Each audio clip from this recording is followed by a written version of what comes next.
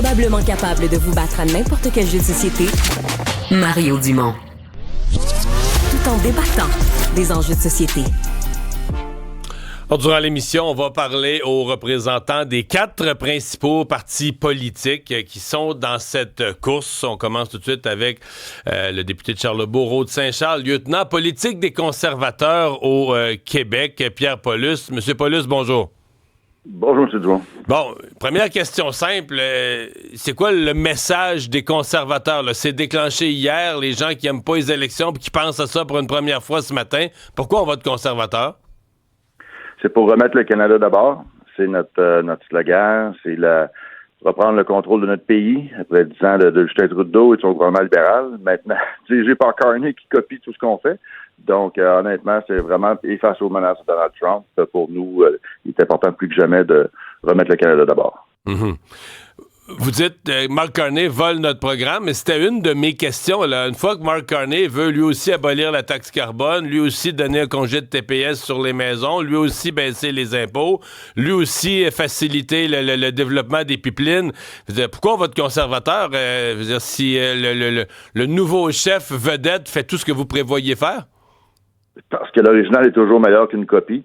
Et là, une copie vraiment est assez étrange parce que M. Carney arrive avec des propositions carrément tirées de nos propositions à nous. Mais que disent ces ministres? Des ministres qui étaient avec Justin Trudeau, des François-Philippe Champagne, Guilbeault, Mélanie Joly, ces gens-là ont supporté toutes les politiques négatives au niveau économique. Puis tout d'un coup, ils font les girouettes carrément, tournent à 180 degrés, puis disent « Ah non, ça va être bon ».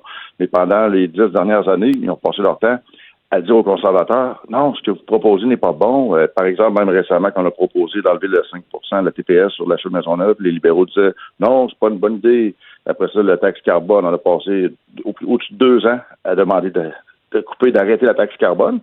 Les libéraux nous traitaient de fous. Puis aujourd'hui, M. Carney le propose. Tout d'un coup, oui, c'est fantastique, quelle bonne idée. Donc, vraiment, vraiment de l'hypocrisie libérale à son meilleur. Et c'est pour ça que moi, je dis aux gens, écoutez, là, l'original, c'est meilleur qu'une copie, c'est clair, et c'est nous.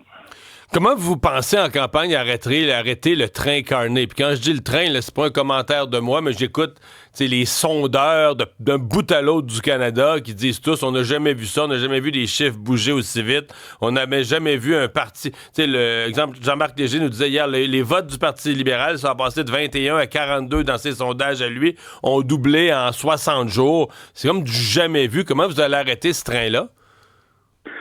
Moi, premièrement, ce que je suis content de voir, c'est que la base conservatrice est solide. Le vote conservateur demeure solide au pays.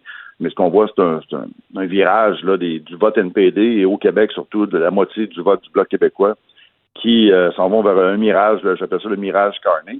Je pense que les gens de la gauche comme le NPD vont réaliser très vite que si M. Carney se met à proposer des politiques conservatrices, ils se retrouveront pas avec lui. Donc, il y a un sens qui ne fait pas là. Puis il y a aussi au niveau du Québec, M. Carney évite totalement de parler en français, évite les entrevues en français. On ne sait même pas si les libéraux vont accepter de faire le débat à TVA, ce qui est très grave.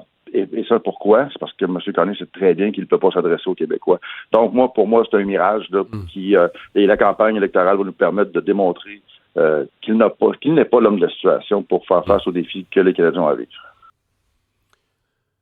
D'habitude, une chose simple, t'as le gouvernement, puis lui, il va être réélu parce qu'il représente la continuité, puis t'as le changement, là, c'est toutes les partis d'opposition qui disent que ça prend du changement.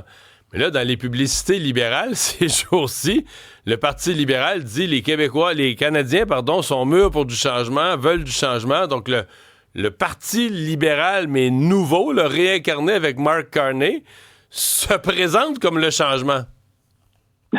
C'est assez ridicule parce que lui. C'est pas ridicule, ça marche, là, les Canadiens achètent ça? Oui, mais c'est ça. Mais ça, c'est du marketing, de la publicité. Là, l'important pour tout le monde, c'est de voir ce qui est vrai. Ce qui est vrai, c'est que l'équipe libérale, c'est la même équipe qui est là depuis 10 ans. Ils ont fait 3 mandats, ils ont doublé la dette du pays. Les gens ils ont juste à faire un petit rewind dans leur tête, là, reculer il y a quelques mois seulement, et de voir comment c'était une catastrophe, le gouvernement libéral. C'est le même gouvernement, c'est les mêmes personnes. Donc, il y a une nouvelle personne qui arrive qui s'appelle M. Carney, mais qui a été en arrière, en coulisses, travaillait à aider Justin Trudeau à proposer des politiques assez radicales comme la taxe carbone. Pour M. Carney, lorsqu'il était conseiller de M. Trudeau, il en faisait jamais assez, il fallait en faire encore plus. Puis aujourd'hui, il arrive, annule la taxe carbone, parce que là, il essaie vraiment, il fait un jeu politique clair pour gagner la faveur populaire, mais les gens vont voir clair dans son jeu aussi, puis vont dire, OK, ça fonctionne pas, parce que M. Carney, c'est pas le changement. Il y a la même équipe, les mêmes personnes qui ont mis en place toutes les politiques qui causent des problèmes au pays actuellement. Qu'est-ce que vous répondez finalement aux gens? Parce que je l'ai entendu, là, des gens qui disent, ouais, il faudrait changer de gouvernement, mais Poilievre, il nous fait peur. Puis là, tu sais, je comprends que c'est une question, c'est plein de petits ingrédients. Est-ce que c'est un côté radical? Est-ce que c'est un côté tellement tough dans l'opposition? Est-ce que c'est ceux qui font des comparaisons avec Trump? Est-ce que c'est la première ministre de l'Alberta qui le dit qu'il serait aligné sur Trump? Comment vous expliquez que des gens on dise avoir peur? Je sais pas pourquoi les gens ont peur. Moi, écoutez, j'étais avec M. Poilievre tous les jours. Je travaille quand j'étais à Ottawa, j'étais en meeting tous les matins, puis je vois l'homme, je sais qu'est-ce qu'il veut, je sais c'est quoi l'objectif. Et l'objectif, c'est vraiment de remettre le Canada d'abord. Puis ça, c'est pas juste un slogan. C'est vraiment des réalités. Qu'on parle au niveau économique, qu'on parle de justice criminelle, qu'on parle de contrôle de l'immigration. On a énormément de problèmes qui ont été créés dans les dernières années. Et tout ce que M. Poilievre propose, c'est de reprendre le contrôle de tout ça. Donc, je peux pas comprendre que les gens aient peur de ça. Les gens le demandent. Moi, quand je croise des gens dans ma circonscription ou ailleurs au Québec, on me dit, M. Paulus, ça n'a pas de bon sens, il faut reprendre le contrôle. Donc, c'est ce que Pierre Poilievre propose depuis des années. Est-ce que reprendre le contrôle, c'est quoi?